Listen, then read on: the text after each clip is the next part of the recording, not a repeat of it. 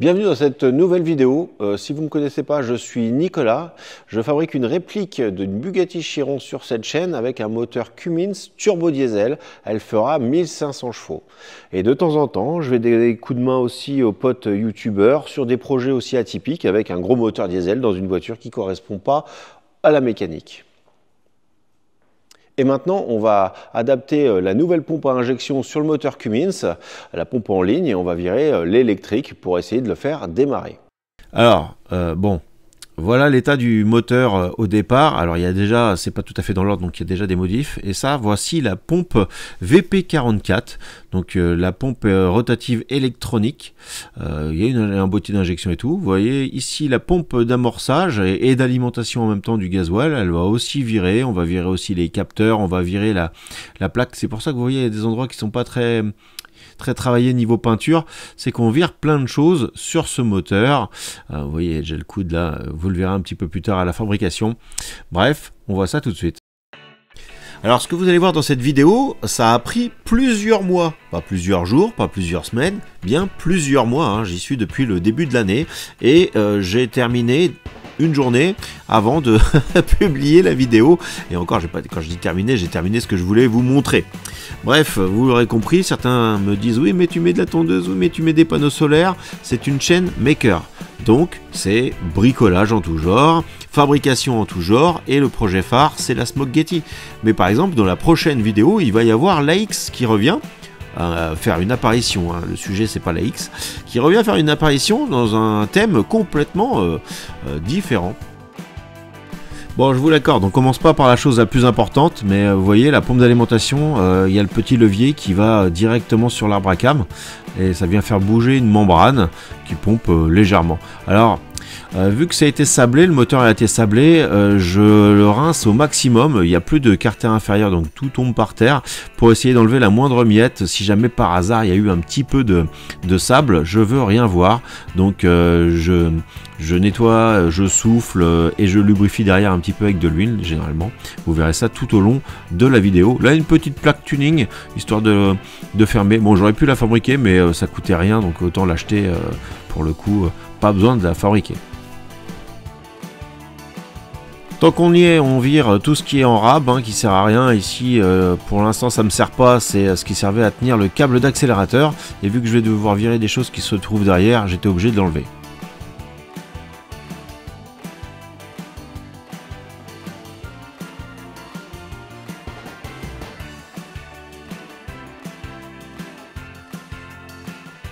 Là, je démonte la plaque qui le sert de couvre... comment on pourrait appeler ça couvre-poussoir, même si c'est pas vraiment des poussoirs. On va avoir les tiges de culbuteur qui vont passer derrière et je vais avoir besoin de faire de la place pour mettre la nouvelle pompe à injection, et en même temps ça va me servir de pouvoir fixer mes raccords de reniflard, parce qu'il va y avoir énormément de pression de suralimentation. Il va falloir énormément échapper du moteur les gaz qui risquent de passer par la segmentation. Alors c'est pas simple à retirer cette plaque, j'ai voulu le faire avant de démonter la pompe à injection, spoiler, j'aurais mieux fait de tout faire en même temps parce qu'il va falloir que je retire la plaque. Enfin vous allez voir dans cette vidéo, il y a plein de péripéties, tout ne se passe pas comme prévu.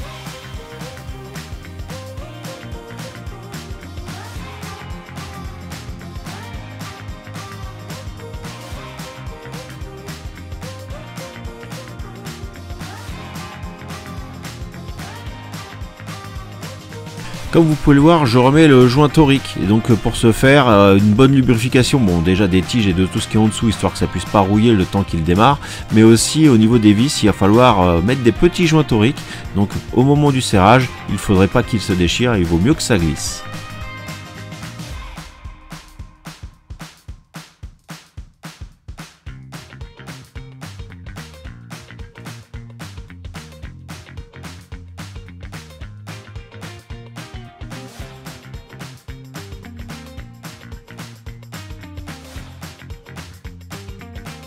Maintenant arrive le moment de démonter toute la face avant là pour pouvoir démonter déjà la pompe rotative. Alors forcément là j'enlève la poulie, derrière la peinture n'est pas passée partout, ne vous inquiétez pas, retouche peinture à chaque fois, et la grande plaque là elle change, le carter, enfin il y a plein de choses qui vont changer, qui vont m'obliger de démonter énormément de choses comme l'arbre à cam, de tout régler, enfin vous allez voir ça dans la suite de la vidéo.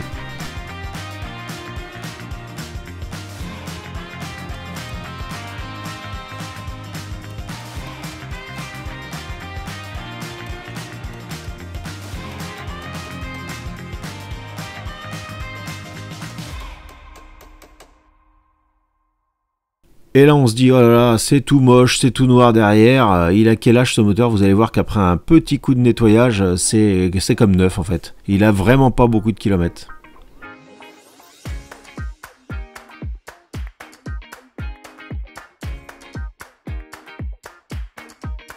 Desserrage de l'écrou, je vais mettre deux petites vis pour pouvoir tenir en fait le pignon, pas qu'il tombe, et j'ai desserré la pompe à injection et je viens légèrement choquer pour décoller le cône, et bon ça se défait tout seul. Bah, en parlant de choc, encore un petit coup sur une vis là, histoire de la faire vibrer, qu'elle se décolle. Une petite rallonge, bon ok c'est des outils Facom, mais c'est pas censé être utilisé comme ça, hein. Voilà. Mais finalement j'arrive à tout desserrer convenablement et la pompe va prendre son envol en direction de la poubelle.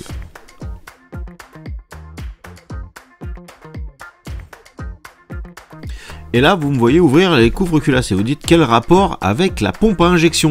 Effectivement, directement ça n'a aucun rapport, sauf que je vais devoir retirer les tiges de culbuteur, les tiges qui viennent faire bouger les petits leviers là qu'on appelle des culbuteurs pour ouvrir et fermer les soupapes, parce que je vais devoir sortir l'arbre à cam pour changer la plaque qui supporte la pompe à injection, car les vis de fixation, l'entretoise n'est pas la même en fait.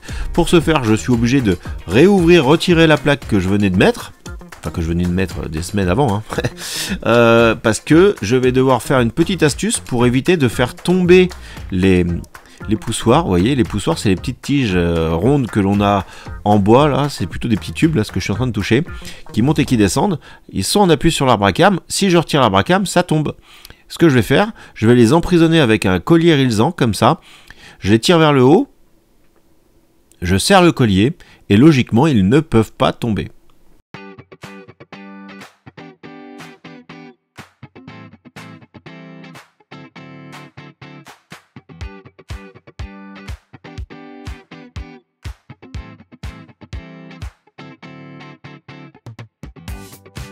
Maintenant je suis obligé de retirer ces vis là parce que vous voyez derrière il y a une petite plaque qui sert de butée pour retenir l'arbre à cam.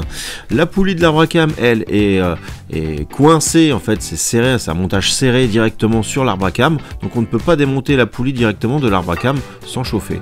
Ensuite on fait légèrement pivoter le pignon pour pouvoir retirer notre arbre à cam.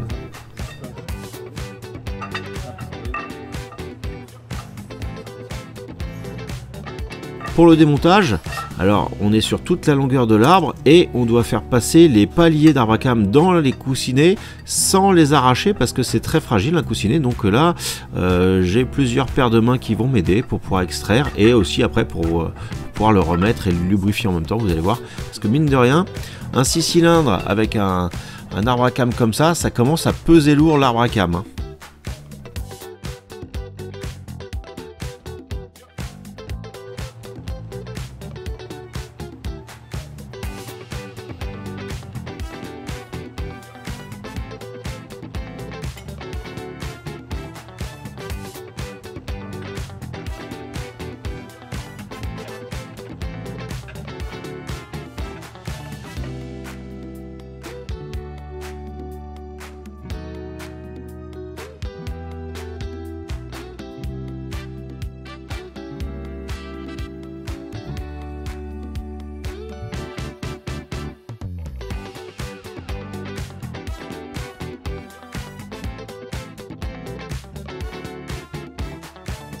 Serrage au couple là avec un outil qui se met directement sur le cliquet hein, par Facom. Bon, il y a plusieurs marques qui font ça. J'aime bien le Facom parce que je le connais en fait tout simplement. Ça permet de faire du couplet de l'angular en même temps, donc c'est pratique. Vous voyez, je vous parlais pour le remontage pareil, plusieurs mains. C'est mieux que moi, j'ai pas les mains trop grasses parce que il faut que je le tienne. Et voilà, on a Mathéo, je crois, qui me file un petit coup de main. Maintenant l'enjeu ça va être de le remettre complètement et de le rentrer dans le pignon du vilebrequin en bas dans sa bonne position. Ça c'est un peu plus compliqué.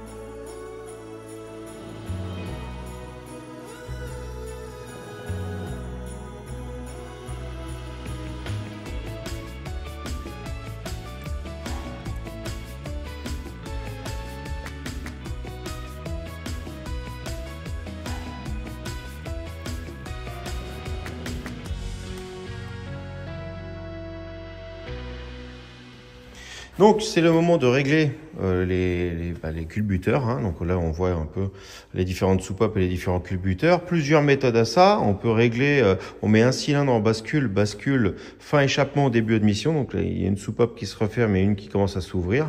Ce qui se passe là-bas. Et donc ça va nous libérer ici notre jeu. Ça bouge. Pour faire simple, il y a une technique, d'ailleurs la technique Cummins, c'est la technique que je vais en profiter pour montrer à mes élèves pendant une révision. C'est-à-dire qu'à 0 degré, on vient faire donc réglage de l'admission et de l'échappement du cylindre numéro 1 et ainsi de suite, on continue. Là, c'est tous les admissions, là, c'est tous les échappements qu'on règle avec le premier tour. Ensuite, on fait un tour complet et on vient régler la deuxième ligne, c'est-à-dire le cylindre, l'admission 3 et l'échappement 2 et ainsi de suite. Et en un seul tour, on va avoir réglé tout notre jeu de bascule. J'avais des valeurs en pouces, on les a en millimètres, puis finalement sur le carter c'était marqué en millimètres, c'est bien 40 et 80, donc on va y aller. Donc du coup maintenant, là on voit bien les deux repères avec les deux ronds et le simple rond, j'ai mis un petit coup de blanc pour que ça se visualise mieux. Maintenant il suffit de faire tourner un tour, ça va nous amener au rond que vous ne voyez pas mais qui est ici, qui est l'autre côté en fait de l'arbre à cam. Donc on va pouvoir mettre ça à tourner.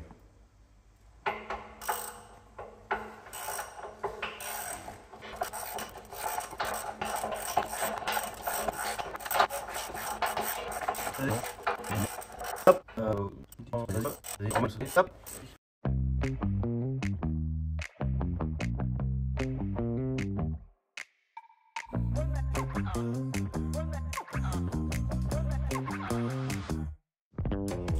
Et ouais, c'est pas tout ça, mais on emmagasine, vous voyez, le pignon neuf, parce que forcément, par rapport à la pompe, c'est pas le même pignon, alternateur neuf, batterie neuve, tuyau d'injecteur neuf, blablabla, plein de choses. Allez hop, on va commencer à installer la pompe, on change, on met les petits goujons, j'ai mis la plaque donc là, hein. On va mettre les petits goujons, toutes ces petites choses là, et ensuite on va présenter la pompe et essayer de serrer ça et voir comment ça se passe. Là, vous voyez, tout sera neuf, ça vient directement de chez Cummins.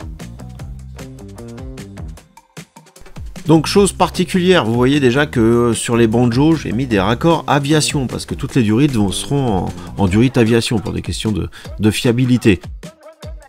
Et là je suis en train de retirer une vis sur une pompe toute neuve, vous allez vous demander peut-être pourquoi. C'est pour pouvoir fixer un support, pour pouvoir mettre un solénoïde, pour pouvoir arrêter le moteur. Parce qu'avec une pompe mécanique comme ça, il n'y a rien d'électrique. Donc si tu tournes la clé, il ne se passe rien. Sauf si tu mets une sorte de gros électroaimant qui va venir pousser un levier pour couper l'arrivée de gasoil, tout simplement. Et là, ton moteur va s'éteindre. Alors vous allez voir un peu, c'est un gros solénoïde hein, avec 3 fils. Pour l'instant, je sais toujours pas trop comment ça se branche. Je sais qu'il y a un moins, un plus permanent et l'excitation ferait que ça pousse d'un côté ou de l'autre. Voilà, on verra ça un petit peu plus tard quand je vais pouvoir poser ça sur le banc avec le tableau de bord que j'ai réalisé dans une autre vidéo. De toute manière, je vous mets les liens vidéo dans la description, mais aussi en i en haut à droite dans l'écran.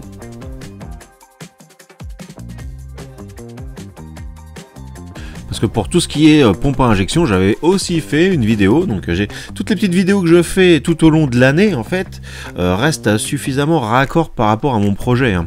Mine de rien, j'ai fait une vidéo 3D où je vous parlais aussi des pièces que je fabriquais, comme on va voir un petit peu plus tard.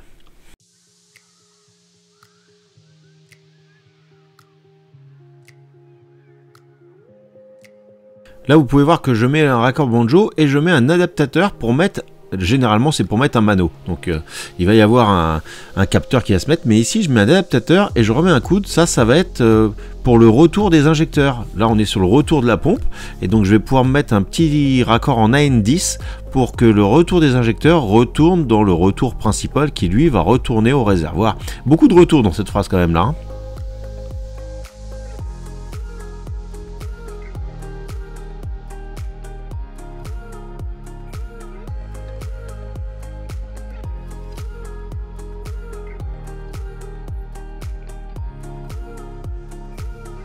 Maintenant arrive le moment de vous parler de ce petit truc que je suis en train de retirer.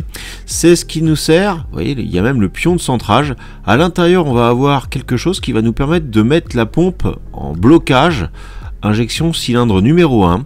Comme ça, on met le moteur dans la position pour qu'il reçoive l'injection du cylindre numéro 1. On met la pompe pour qu'elle soit en injection cylindre numéro 1.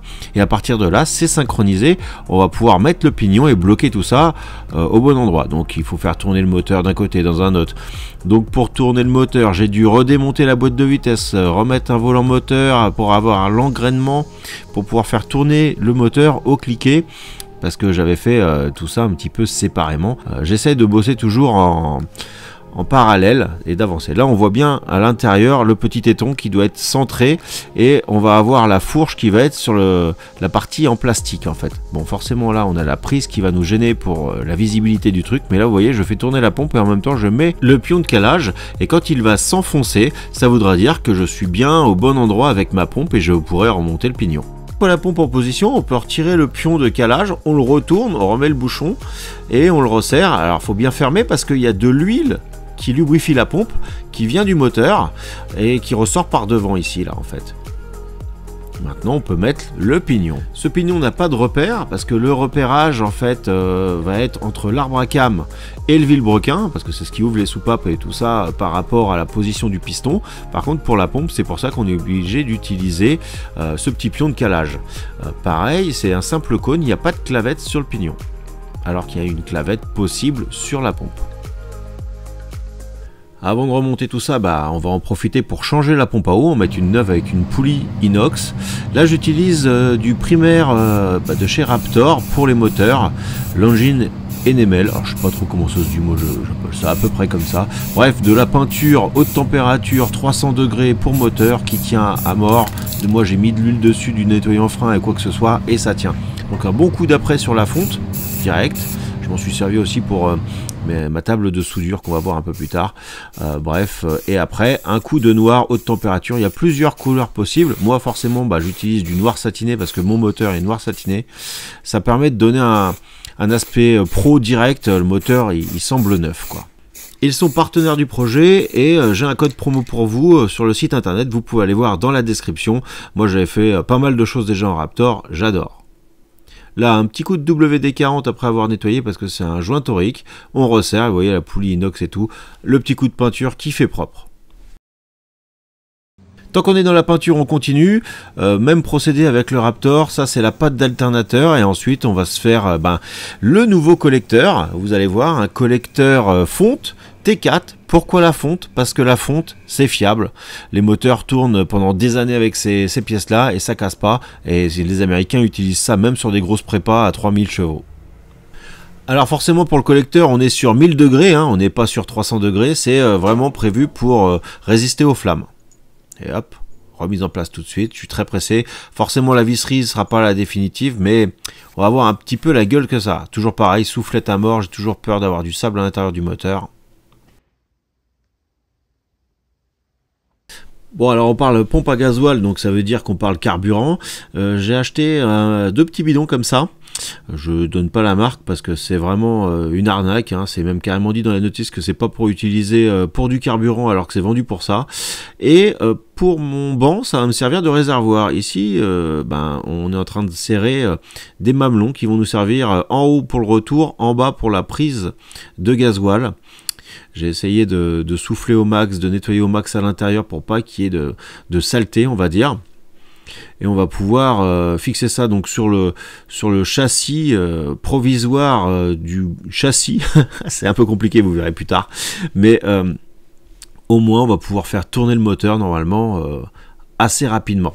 Pour le fixer, une tôle pliée, voilà, et comme ça ce sera soudable directement. Et à côté, vous voyez le tableau de bord, pareil, il a eu le droit à sa petite tôle. Bon, ça c'est un prototype de tableau de bord. J'ai eu une coupure de courant pendant l'impression, mais ça va quoi. Bon, comme vous l'avez vu encore dans une autre vidéo précédente où je vous présente ma fraiseuse numérique, je me suis fait une platine. Au début, je l'avais faite à l'ancienne, on va dire, et là, je me la suis faite numérique. Donc, du coup, je m'y remets, je ressoude pour avoir quelque chose de mieux fini. Vous voyez, là, on a l'emplacement pour mettre les vis BTR et tout. Donc, ça va être royal. Je remercie au passage TIG Addiction pour le matos parce que ça me permet de faire mes soudures. Et on va voir un peu plus tard dans cette vidéo que j'ai maintenant une table de soudure JPS et j'en suis méga ravi, je suis comme un gosse, ça fait des années que je voulais ça.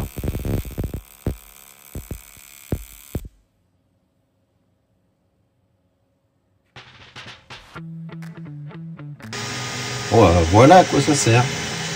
Un bouchon pour mes colliers va-et-vient. Voilà.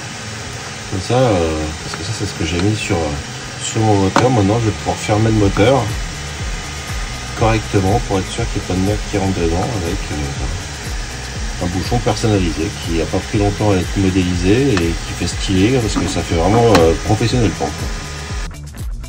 Non vraiment j'adore. Je sais pas, dites-moi en commentaire ce que vous en pensez vous de tout ça. Et si vous êtes toujours là déjà, parce que la vidéo commence à être longue je pense. Là toujours pareil, soudure à l'U, je mets de l'AN20 pour le refroidissement. Et vous voyez au fond là une petite coquille d'escargot avec déjà un AN aussi, un AN 12 je crois, de mémoire, peut-être 16, je sais plus. Je vous en parle un petit peu plus tard, pas dans la vidéo mais dans les prochaines vidéos. Donc je vous conseille fortement de vous abonner et de venir me suivre aussi sur Instagram où vous pouvez voir un petit peu plus de précision. Bon là on avance un peu plus dans les finitions, vous voyez le raccord que je vous ai montré là c'est celui qui vient mettre de l'huile dans la pompe à injection. Donc je vais virer ce capteur, faire un petit tuyau aviation en AN4 pour pouvoir lubrifier ma pompe et qu'elle puisse venir refouler l'huile à travers son pignon devant. Bon, c'est à ce moment là que je me bouffe la main contre le bout de ferraille que j'avais mis là, voilà.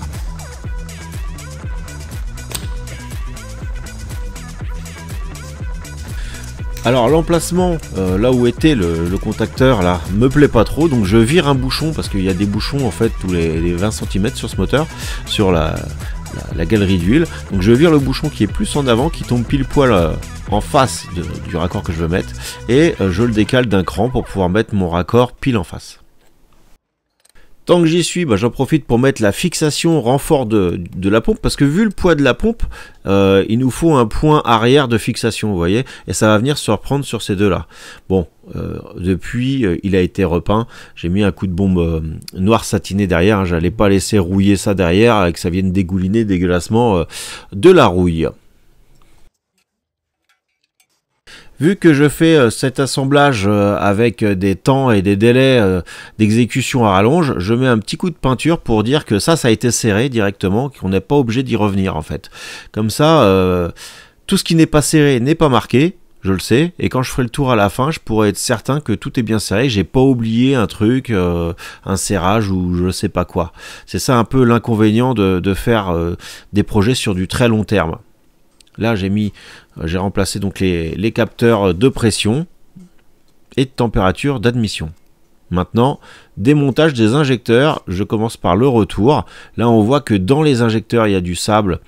Ça, c'était pas ouf. Mais je savais de toute manière que je changeais les injecteurs. Vous voyez, le capteur d'eau aussi, il avait été changé.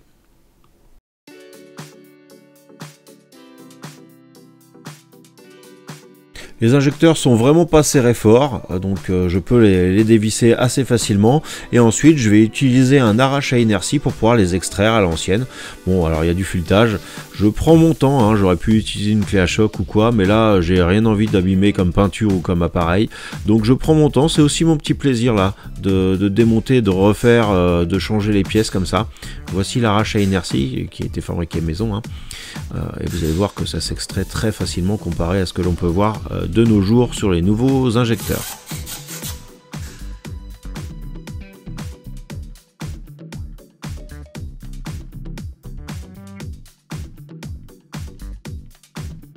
On s'assure de toujours avoir bien retiré les joints d'injecteur, hein, directement sur le nez là.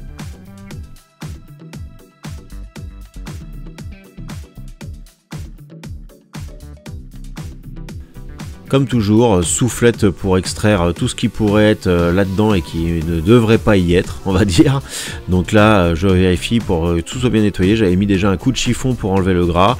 Et maintenant, je vais utiliser, bon, je vous en ai déjà parlé, domestique, mais là, c'est de la graisse cuivre, parce que ça va chauffer et tout, pour éviter que ce soit trop serré et que ça puisse rouiller ou quoi que ce soit. Hop, un petit peu de graisse cuivre, ça fait pas de mal.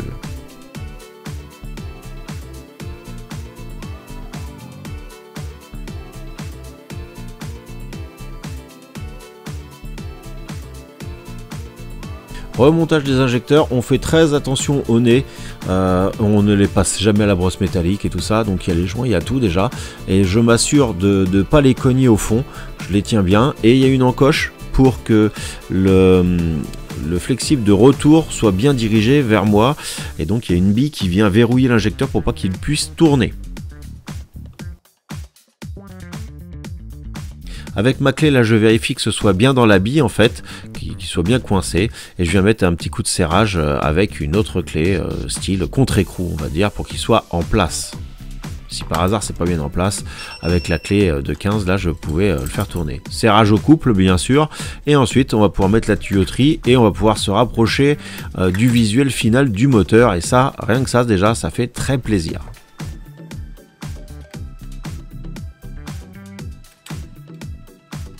Bon alors forcément, la pipe que j'ai remontée, elle gêne pour faire passer les autres 3 tuyaux en fait, la triplette là, ça marche par 3, ils sont reliés par 3, donc j'ai dû la redémonter, ce qui me permet de toujours vérifier, vu que j'ai mis un coup de soufflette au niveau des injecteurs, s'il n'y a pas eu de retour de sable, et de renettoyer en dessous, réaspirer, faire ce qu'il faut quoi pour assurer le coup, hein, comme je vous dis, même si le moteur derrière va être redémonté, refait, réouvert pour avoir piston et bielle, je veux mettre toutes les chances de mon côté pour l'abîmer le moins possible, vu qu'il est comme neuf.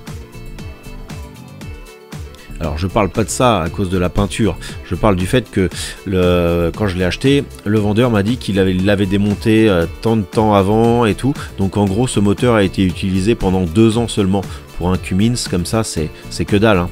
C'est des moteurs qui sont prévus pour tourner pendant 20 ans sans arrêt et sans problème surtout. Et en fonction de ce que j'ai vu là, quand je l'ai ouvert, nettoyé, enfin vous l'avez vu vous-même, hein, il paraissait vraiment comme neuf. Il y avait un petit peu de saleté d'huile, hein, du dépôt d'huile, voilà, pourquoi pas. Mais par contre, tout est neuf, même les pignons ne sont pas marqués. Hein. Quand un moteur a des kilomètres, avec c'est une distribution par pignon, on voit vite que les pignons sont marqués. Là, si vous ne connaissez pas, j'utilise une clé à tuyauter, c'était très utilisé avant. Là, je vous remonte le raccord d'huile pour la lubrification de la pompe. J'ai récupéré mes raccords et on va pouvoir fabriquer le tuyau entre la pompe et le raccord que j'ai monté dans le bloc tout à l'heure quand j'ai déplacé mon capteur. Alors, pour les raccords aviation, j'en ai déjà parlé dans les vidéos avec Nico de Haut Bordel, dans les vidéos avec Guigui Touch. Bon, je me dis là, je suis peut-être pas obligé de vous en parler tout de suite, mais on n'a pas sans refaire encore de la Duritavia, parce que toute l'alimentation gasoil sera en Duritavia, tout le liquide de refroidissement sera en Duritavia aussi, et même pour la suralimentation, vous allez voir, je vais avoir besoin de Durit Aviation. Donc on va en faire, vous inquiétez pas. Non, c'est accessible, un vrai bonheur. Ouh là là, un vrai bonheur, c'est génial.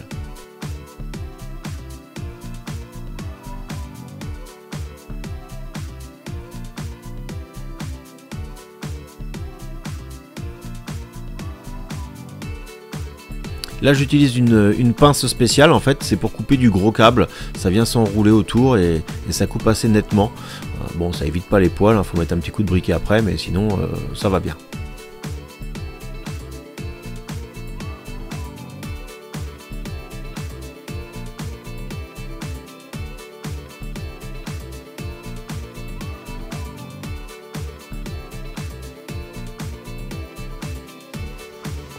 Voilà, bien sûr, il fallait que une vis ne prenne pas ou prenne de biais. Donc dès que j'ai vu que c'était parti de biais, pour pas redémonter tout mon bordel, je vais mettre un petit coup de tarot. Regardez si je suis bien d'équerre dans tous les angles, ça a l'air d'être le cas. Et ensuite, petite clé de 6. Bon oui, c'est du Facom rouge, c'est parce que pour pas se mélanger avec les outils. Donc hop, on y va doucement. Ça coince un peu.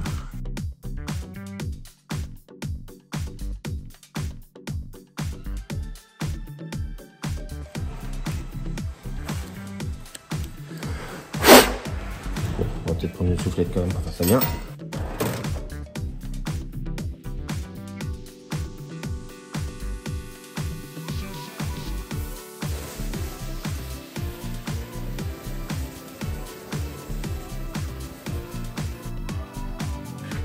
Ma vis neuve. Allez, putain, c'est super accessible. Là, j'ai rien, donc je vais pouvoir prendre nickel normalement.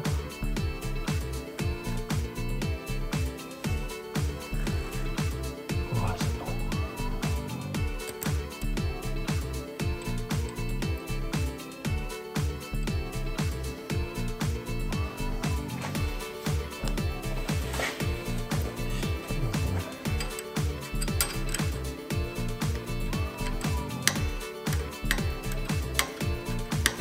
Ah oui, là c'est facile. Voilà comment on perd 20 minutes pour un truc qui prend 10 secondes normalement. Donc j'avais pas serré les autres le temps que je fasse l'intervention. Je me suis arrêté à temps, donc j'ai pu rattraper le premier filet qui était un petit peu de travers. Donc comme ça me permet de tout bien resserrer. Mais ça arrive très souvent hein, de devoir perdre du temps comme ça pour un truc qui devrait aller très vite normalement. Bon, moi j'ai pas d'objectif de timer, on va dire. Je suis pas très pressé, j'aimerais bien sûr que ça aille le plus vite possible, mais je préfère faire les choses bien et comme je vous dis, c'est mon petit plaisir de bricoler dessus. Quand on voit un truc tout propre, tout neuf comme ça fait plaisir quand même. Mes petites péripéties sont terminées. Bon, j'avais prévu de changer le tuyau de retour. Finalement, j'utilise l'ancien. J'ai essayé de souder. Bon, c'est pas très concluant, va-t-on dire. Donc, je vais mettre des colliers à cet endroit-là et on va partir sur de la Duritavia pour protéger un petit peu tout ça, parce que ça s'ébourifle hein, quand même. Et ben, petit coup de gaine thermo-rétractable et je vais mettre un collier provisoire là et après, je vais mettre deux colliers un peu plus sérieux. On verra ça tout à la fin.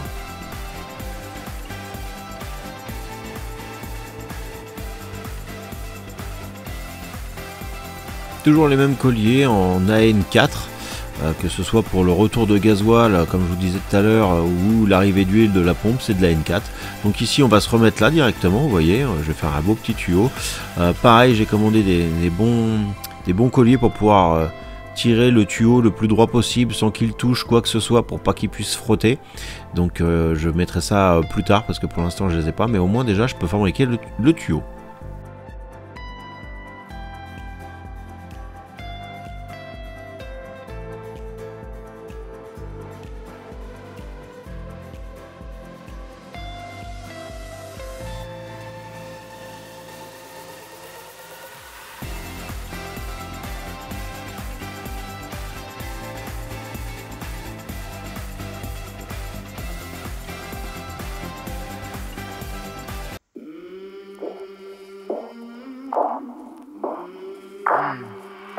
I came from the mud, there's dirt on my hands. Strong like a tree, there's roots where I stand. Oh, I've been running from the law. Hope they won't shoot me down soon.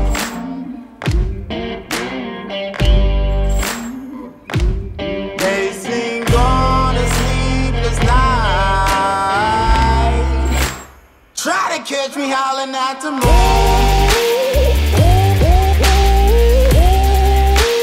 Trying to catch me howling at the moon. Trying to catch me howling at the moon. Trying to catch me howling at the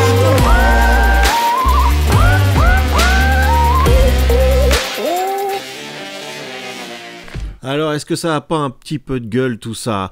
Et oui, vous êtes encore là, vous vous dites, tiens, peut-être que c'est la fin de la vidéo. Ben non, c'est pas la fin de la vidéo. Si tu regardes la timeline, tu vas voir que ça continue encore. Donc, il faut rester.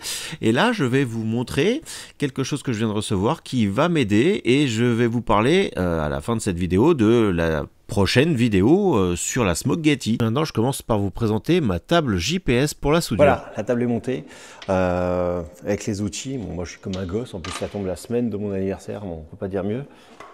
Sacré matos, sacrément lourd, 300 kg. Hein. Donc, faut quand même le manipuler à plusieurs. On a les petits pions en inox et tout, les petites cales, les serre-joints, on a tout ce qu'il faut. Donc maintenant, on va pouvoir commencer à s'en servir. Et pour vous donner un avant-goût de ce qui va se passer dans la prochaine vidéo sur la Smokegetti, enfin si tout se passe bien, hein, vous me voyez maintenant assembler la table pour pouvoir poser le train arrière. Le train arrière que vous allez voir aussi, mais vous l'avez déjà vu dans une vidéo quand j'ai été le chercher chez notre ami de chez Chatrex, Thomas, et je vais bientôt y retourner pour l'avant parce que je vais bientôt avoir besoin de plein de pièces et surtout je vais avoir de la place pour tout stocker. Voilà, vous êtes resté jusqu'à la fin, vous avez plein d'informations. Maintenant, tu es resté jusque là, tu me dis, eh ben tout simplement, table JPS. Là, je saurais que tu as été vraiment à la fin du bout et voilà. Voilà, maintenant que le train arrière est posé dessus, il fallait que j'assemble tout le moteur pour pouvoir maqueter le bloc arrière de la Smokegetti, et c'est chose faite. Et grâce à cette table, je vais pouvoir poser le moteur, la boîte et le train arrière sur la table et tout préparer pour pouvoir faire le châssis tubulaire du bloc arrière au moins.